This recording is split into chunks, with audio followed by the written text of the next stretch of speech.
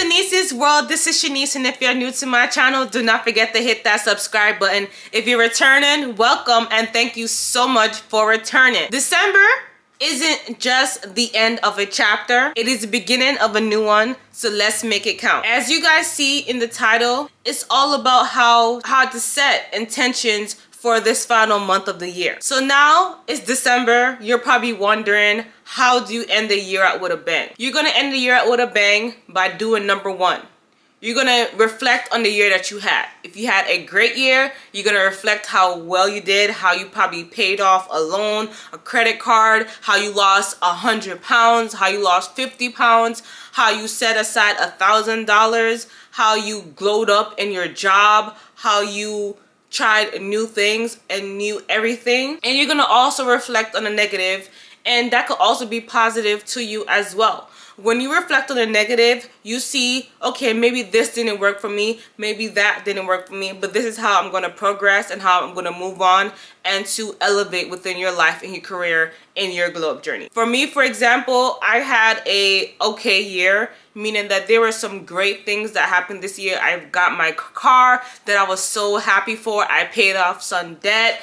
I just was able to find different ways to lose weight. I developed being more into tennis. It was a great year in terms of that, and I tried to go to church at least once or twice a month. I tried 2 different churches, found out which one I like better. That's how I knew I had a great year when I reflect on it. When I mean okay, there were some downs that happens in life. I'm gonna be very transparent. There are some financial decisions that you make that wasn't the best, and now you are burdened with that in terms of trying to find different ways to pay those down, fix that, and create a budget for 2025, which I'm already in the process of. So just take the time out to reflect on the year that you had, learn from your mistakes, and know how to move on for 2025. Next, when you are setting your goals for this year, make sure it's something small, especially for December, because we are in the month of December. Just make sure it's something that's small in terms of that's actionable, like establishing a new habit. So let's say you have a habit of being a procrastinator. Maybe little by little you find different ways to stop being a procrastinator in your glow up journey, or you're trying to lose weight and so you could start off now in December by probably just walking 30 minutes a day. That is a new habit, and it helps you so much. You could also think about reading a book. You could read a book and finish it in 30 days, 31 days. So when it comes to reading a book, you could choose a book that is a self-growth book, or a book that you like, mystery books, suspense books, thriller books, romance books, etc.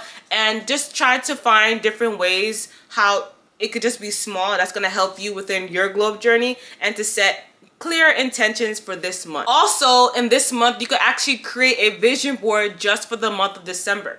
You create a vision board on what you want to do, how you're going to achieve it, and just make sure it's small. You don't go like way above and beyond that you feel overwhelmed, that you don't feel good that you didn't fully achieve it. Just make sure when you are doing your vision board for the month of December, it's just a small actionable goal as I provided before, in terms of establishing a new habit, such as reading a book, find different cooking classes, find different ways that's going to help you to self-improve and to basically have personal development within your glow up journey, and it's going to be wonderful and you're going to be so excited. So now you're probably wondering, what are goals that I'm setting for December that are intentional? So for December, I'm setting different goals on how I can start budgeting for the new year. How can I start from now? What are things that I could budget for to prepare myself financially for the new year? That's a goal that I'm setting, and it's small. The reason why I say that it's small is because I am not officially doing it like, oh my God, I'm just gonna pay all my debt like now. It's just a process, a step by step. But if there's some way that I could pay off one credit card, and I could just pay that one credit card off, at least so I know when I'm going to the new year, okay, I paid off one credit card, I just have another one to go. You get my mindset now. That's something that I'm creating for another thing for December. Another goal for December is just to read more. So I started reading more books because I said, oh my gosh, I've been slacking on reading, and I just like the concept of reading. So I'm actually reading something from Tiffany's at the moment. Then I have another book that I want to read as well that is more of the holiday theme. So these are some of the goals that I'm setting. They're kind of small, but I know that I could achieve it if I just take it one day by day, step by step, and just move on from there. So you're probably wondering, how can you go ahead and get started in creating those intentional goals for December? You can start off by doing a planner, your app, or even notes app. I live by my notes app in my Apple phone. It's just helpful and it's able to help me to keep me organized, to know what I'm doing. I also like to grab a pen and pad and just write things down because that helps me to get a clear idea of what I'm doing and how to plan from there. I also use my calendar where I put stuff in my calendar and I treat it as a planner, and that's just the project management in me.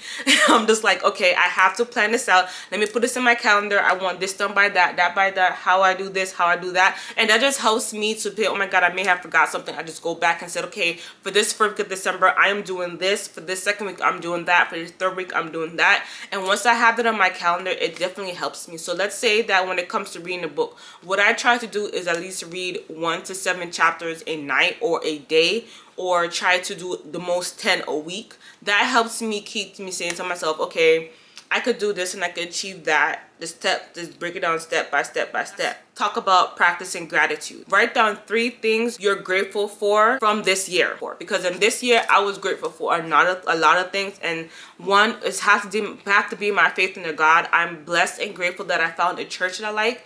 There was a church that I went to prior that was more closer to me, but I just did not like how the pastor was incorporating politics into church. I feel like that should never be taught, discussed.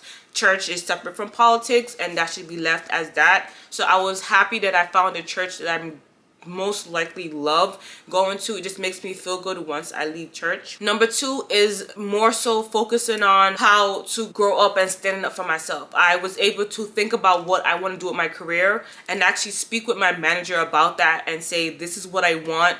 And I'm grateful that I have the opportunity, because many times I've always been quiet and I've never reached far in my career as I wanted to. And I want to make sure that I'm setting myself up for the future for what I want to achieve. So that's one thing that I'm definitely saying, okay, this is exactly what I'm grateful for, and I'm thankful for that I have a voice. I know how to speak. I know to say what I want and move on from there. And the last thing that I'm grateful for is family. I know many people say this, but I'm thankful for my family and the backbone, the support that they had through difficult times. It's always been there. They always continue to, you know, help me out. I help them out and provide me support, always push me and motivate me. And that's just something I'm super thankful and grateful for this following year. And those are 3 things that you should write down for this year to reflect on the year that you had and think about, okay, for December, this is what's gonna happen. This is how I'm setting these clear intentions. And lastly, do not forget to hold yourself accountable. Let's hold each other accountable.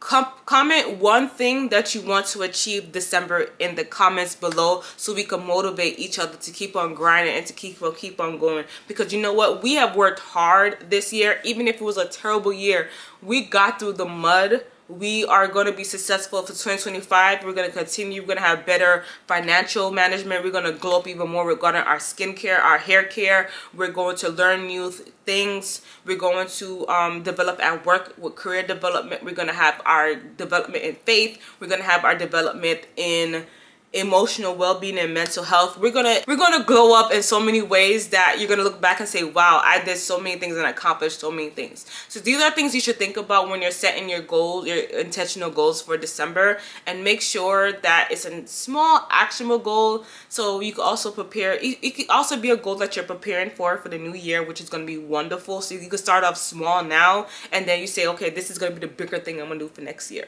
So thank you guys so much for watching this video. I hope that you rate, share, like, subscribe, you tell a friend, all that good stuff, and stay bougie and stay blessed. Bye.